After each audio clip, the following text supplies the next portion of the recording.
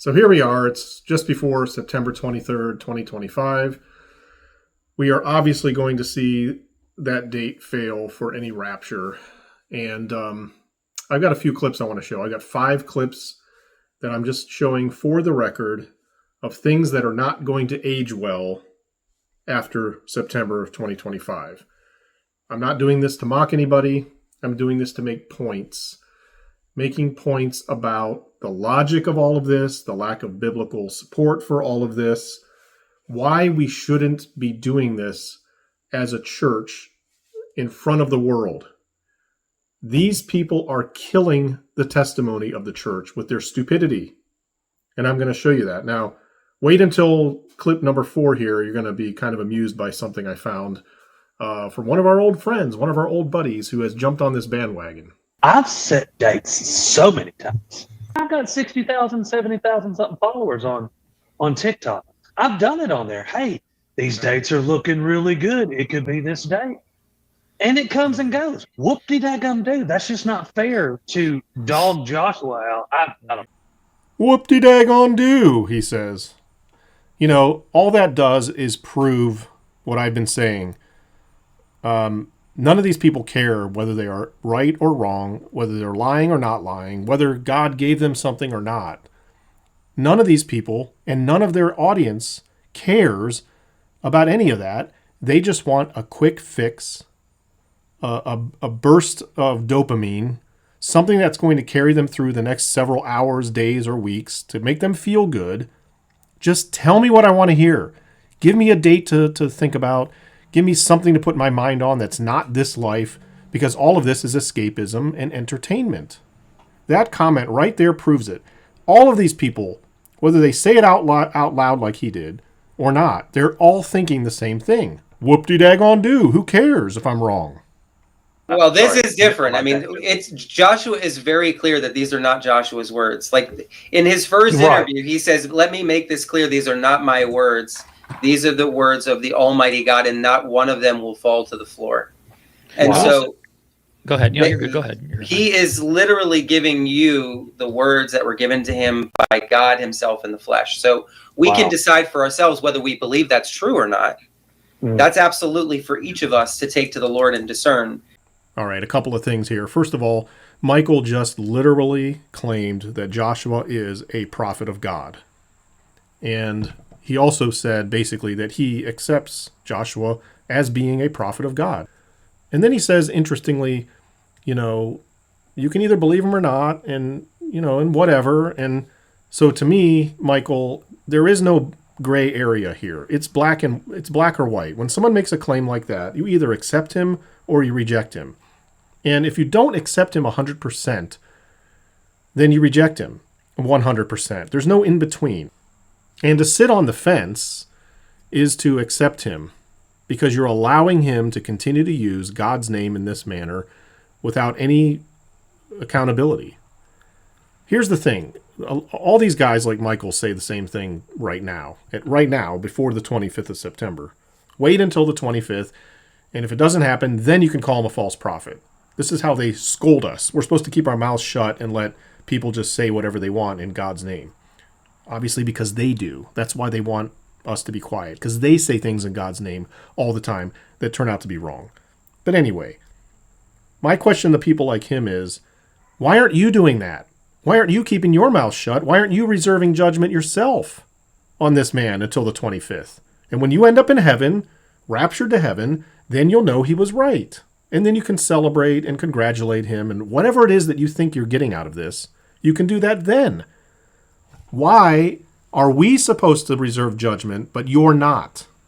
The fact is, none of us should reserve judgment. All of us should be judging this man immediately. If a man makes a proclamation like this, I went to heaven in the Spirit, where only a handful of others before him have gone, like Ezekiel.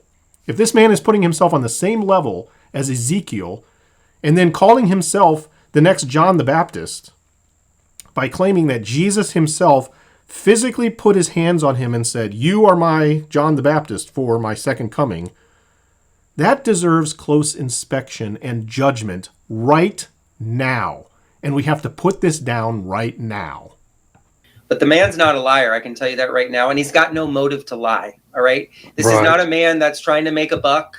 He doesn't have a church. He's not trying to get fame out of it. He just vanished after these 2 interviews. It was hard for me to even find the man, right? And so he doesn't have a motive. There's no motive there, agree, guys. yeah. Look, so first of all, those are just absolutely false. He does have a channel. It's called Exodus 2025. This is him right here. He's got a couple of videos on it at this point, or he may have taken some down. He has a bunch of shorts. So I'm not picking on Michael for not knowing that. I'm picking on Michael for saying that before he knows. And here's a bigger point, Michael. Nobody knows this guy at all. He has zero background. We don't know where he came from or what he was doing before this or anything about him. Oh, he doesn't have a church. Well, he doesn't have a church now, but he did have 2 other churches in the past that he talks about. I've had people tell me that they claim to know him. They're like, hey, I'm from South Africa. I know this man. He was basically kicked out of his church, wasn't allowed back. Then he tried to start a new church without the blessing of the eldership, and so he got stopped. What do you make of that, Michael? I mean, whether he's telling the truth or not, I guess according to you, we're just supposed to believe people when they say stuff, right? So I believe that guy. I have no doubt that Joshua's pulling a hoax here.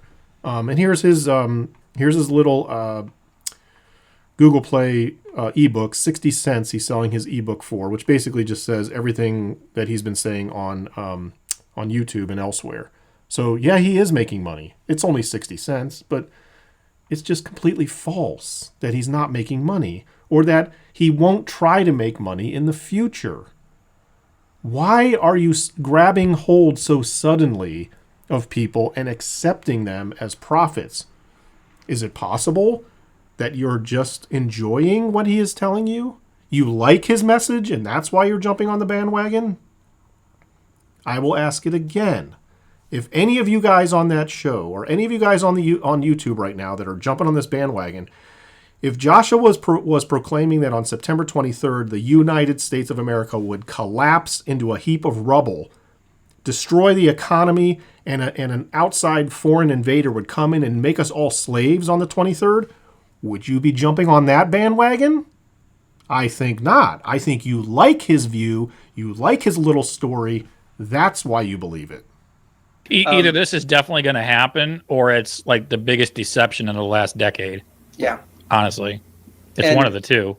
I believe him with all, and not just it's bold, him. bro. It is bold. Yeah, it is bold. Okay, I mean enough out of these guys. I mean, of course, the Kingdom Saints Rising there. He just plays every side of the fence he can play, whatever it takes to get attention. He's right. It is a bold statement. It is way out of line. This isn't the biggest lie that's ever been told by far, but it is a fairly big lie. And yeah, we will all see. So I'm going to move on here because Wackadoodle Samoan says something really telling and really interesting that a lot of these people say. We learn line upon line, precept upon precept. So let's take the last 7 years, gentlemen. At the end of the day, we never got anything wrong. That's not, so I kind of want to maybe we didn't get anything wrong. We're learning line upon line, precept upon precept. Yeah. Okay, aside from the fact that this guy jumps on every bandwagon that ever comes along because he's just desperate for attention, what a moronic thing to say. We haven't ever been wrong. We're never wrong. We're just learning. So this is the Barry All approach. This is the Repo Man approach. Hey, I admit freely that the date I said of the rapture didn't actually happen, but I'm not wrong. I'm just learning. God's showing me something new today. So you could take this forever. This could last forever. It's actually quite ingenious if you think about it. And again, it proves the mindset of the rapture cult. We are here to entertain you and tell you what you want to hear. We know that you want to get out of your life. You are unhappy, you're tired, you're miserable, whatever. You want out of this life. You want to be raptured into heaven and out of this life and escape this life. So we're here to tell you that's going to happen to you soon. Doesn't matter if we're right or wrong. We know that's what you want to hear. I believe, and I've been believing it. It's not that I stopped believing it, but the doubt crept in. So I really believe, guys, that this is going to happen this September. Right? You have Israel becoming a nation, 77 years, that just happened. Israel's going to turn 80 in the middle of the tribulation. Right? The Bible clearly says that a generation, if it's strong, will be 80 years. These are numbers. This is math. You can't deny this stuff. Anybody who denies this stuff, they don't understand it. They haven't looked into it. Straight up. Straight up. Most people who reject this stuff, it goes right over their head, and they're probably too not humble enough to say, wait, can you slow that down and have an open mind and look at it, right? Because if they did, they would see what we see, but they don't want to see it. Maybe they love it here. I don't know what the deal is, right? But the math lines up, guys. The main thing I want to pull out of these comments is how cult-like this is. We often call this the Rapture cult, and this is exactly why. First of all, he calls out his own doubt, as if inspecting someone who makes crazy prophetic claims like Joshua is doubt, therefore it's sin. And the next step they take with all of this is, if you doubt, that means you lack faith. And if you lack faith, then you're not really a Christian. Do you see how they do that? Then he mentions all the numbers lining up. And if one thing can come out of all of this that's good, could it be the one thing that's driving most of us crazy most of the time, where these people constantly come up with number after number that perfectly lines up? Oh, the math perfectly lines up. If you don't see the math, well, then you're just doubting scientific mathematics, which are undeniable. Now they've got you in that way because now you're stuck in a mathematical thing. Well, gee, I don't want to doubt the math. Of course, they don't mention that connecting the dots between math is not the same thing as actual math. And then he finally finishes up with, if you don't see this, the people who don't see this happening, don't see this math, well, they're obviously blind, which no one wants to be blind, and even they're in love with the world. Well, I don't know, maybe they love the world too much. Do you see how they pressure people? You're not really a good Christian. You're blind, you're in love with the world, maybe you're lukewarm.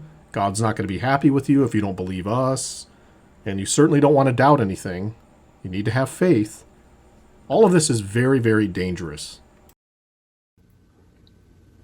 I just find all this quite interesting and quite intriguing.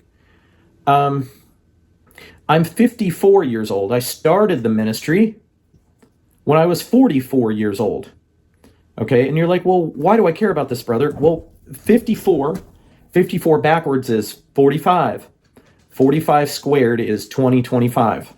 Okay, and you're like, oh, brother, you're overthinking. I want you to pray and discern with me. And this is one that the Lord put on my heart a month ago. 54. Okay, 54. 5 plus 4 is 9. Okay, you with me? 5 times 4 is 20. 5 minus 4 is 3. 9, 23. I mean, it's odd. It's interesting. It's bizarre. You can be like, no, that's crazy. So I had to put Barry Scarborough in here because this is just classic BS from the BS king of all BSers.